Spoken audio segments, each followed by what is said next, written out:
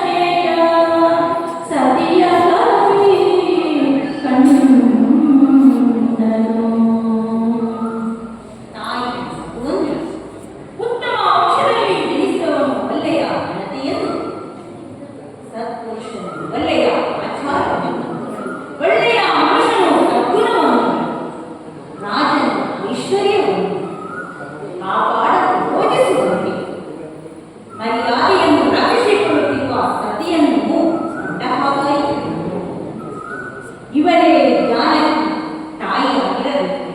ಇವಳ ಶರೀರದ ರೂಪಗಳಲ್ಲಿ ತಪ್ಪಿಲ್ಲ. ಮಹಾದೇವ ಪತಿವೃತ್ತೆಯರ ಗುಣಗಳ ಭಂಡಾರವನ್ನೇ ಕಾಣಲ್ಲ. ನಾನೆಂತ ಅದೃಷ್ಟನು. ನಮ್ಮ ಮುಂದಿನ ಕಾರ್ಯವು ಸುಲಭವಾದ ಎಂದು ಸಂತೋಷದಿಂದ ಕೈ ಮುಗಿದು ಜಯ ಜಯ ಜಯ ಜಯ ಎಂದನು ಹನುಮಂತನು. ಇನ್ನು ದಶಕಂಠನಿಗೆ ಬಿರುದನ್ನು ಕೊಡಿಸುತ್ತೇನೆ. ನನ್ನ ಮೇಲೆ ಬೀಳುವ ರಾಕ್ಷಸರನ್ನು ಅರೆದು ಬಿಡುತ್ತೇನೆ ಎಂದು ಆಂಜನೇಯನು ಹರ್ಷಿತನಾಗುತ್ತಾನೆ. ಜನಕರಾಜನ ಮಗನಾಗಿ ಹುಟ್ಟಿ ಶ್ರೀರಾಮಚಂದ್ರನ ಕೈ ಹಿಡಿದಂತ ಈ ಮಾತೆಗೆ ಇಂಥ ಪರಿಸ್ಥಿತಿ ಒದಗಿ ಬಂದಿಲ್ಲ ತಾಯಿ ಎಂದು ವೀರ ಹನುಮನು ಕಣ್ಣೀರು ಸುರಿಸಿದನು. ಸೀತೆಯ ದರ್ಶನವನ್ನು ಮಾಡುವ ಸಮಯವನ್ನು ಎದುರು ಕಾಣುತ್ತಾ ಅಶೋಕ ವೃಕ್ಷದ ಎಲ್ಲಿ ಮಾರುತ್ತಿದ್ದಲು ಪೂರ್ವ ದಿಕ್ಕಿನಲ್ಲಿ ಸೂರ್ಯನು ಉದಯಿಸಿದನು. ಸೀತೆಗೆ ಕಾವಲಿನಂತಹ ರಾಕ್ಷಸಿಯರು ಸೀತೆಯನ್ನು ಸುತ್ತು ಬರುತ್ತಿದ್ದರು. ದಶಕಂಠನನ್ನ ಊರಿನ ಸಮಯವನ್ನಿಗೆ ಅರಮನೆಯಿಂದ ಹೊರಟನು. ಆಗ ಬೆಳಗಿದವು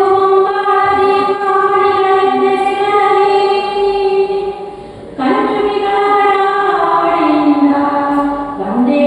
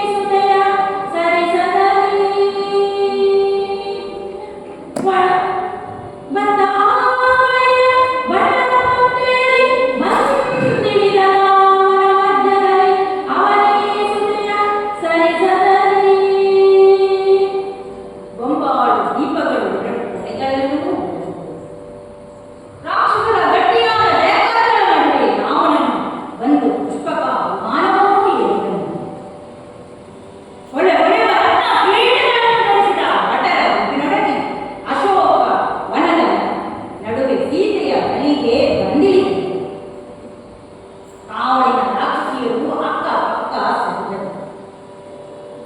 ಮಯಸುತ್ತೆ ಮಂದೋದರಿಯೊಡನೆ ಶತ್ರು ಭಯಂಕರ ವೀರ ರಾವಣನು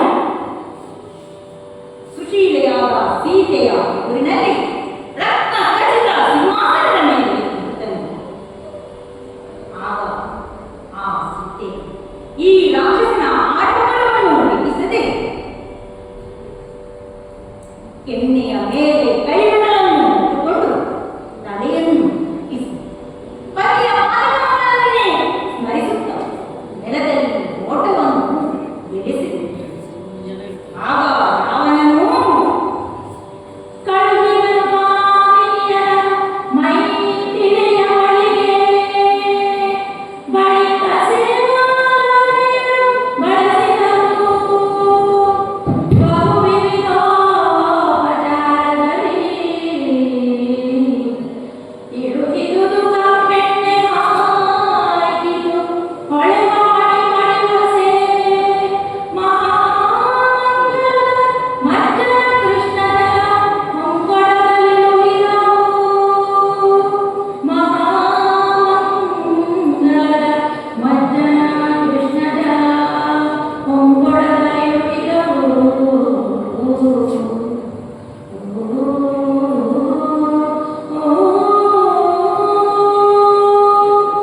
ರಾವಣನು ಅವನ ಮೂಲಿಗದ ಸ್ತ್ರೀಯರನ್ನು ಸೀತೆಯ ಮನೆಗೆ ಸುತ್ತನು. ಆ ಸ್ತ್ರೀಯರು ಸೀತೆಯನ್ನು ಸುತ್ತುಗಟ್ಟಿ ನಾನಾ ವಿಧದಲ್ಲಿ ಉಪಚರಿಸಿದರು.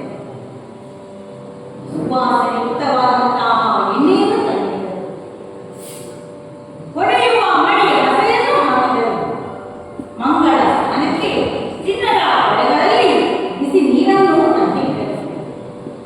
ರೇಷ್ಮೆ ಸೀರೆಗಳು ಒಡವೆಗಳನ್ನು ಹಿಡಿದ ಸ್ತ್ರೀಯರು ರಾಣಿ ಕೇಳು ಈ ವೈಭವದ ವಸ್ತುಗಳನ್ನು ಧರಿಸಿತ್ತು ಎಂದು ಸಂತೋಷಭರಿತವಾಗಿ ಯೋಗ್ಯ ಮಾತುಗಳಿಂದ ಸೀತೆಯಲ್ಲಿ ವಿನ್ನವಿಸಿಕೊಂಡರು. ರಾವಣನ ಪರಾಕ್ರಮ ಮತ್ತು ಅವನ ಸಿರಿವಂತಿಕೆಯನ್ನು ಜಾನಕಿಯ ಮುಂದೆ ಈ ಕೂಡಿಗದ ಸ್ತ್ರೀಯರು ಹೀಗೆ ಹೊಗಳುತ್ತಾ ಇದ್ದಾರೆ. ಇದೆಲ್ಲವೂ ದಶಭುವನ ಒಡೆತನ, ವಿದೆ ಸಕಲ ಸಾಮ್ರಾಜ್ಯ ಸಂಪದವಿದೆ. ಇದೆ ವಿಭುತ್ವ ಸಹಸ್ರ ಸುರನರ ಯಶ ಪುಣ್ಯಕರ. ಇದೆಲ್ಲವೂ ದಶಭುವನ ಒಡೆತನ, ಇದೆ ಸಕಲ ಸಾಮ್ರಾಜ್ಯ ಸಂಪದ, ವಿದೆ ವಿಭುತ್ವ ಸಹಸ್ರ ಸುರನರ ಯಶ ಪುಣ್ಯಕರ.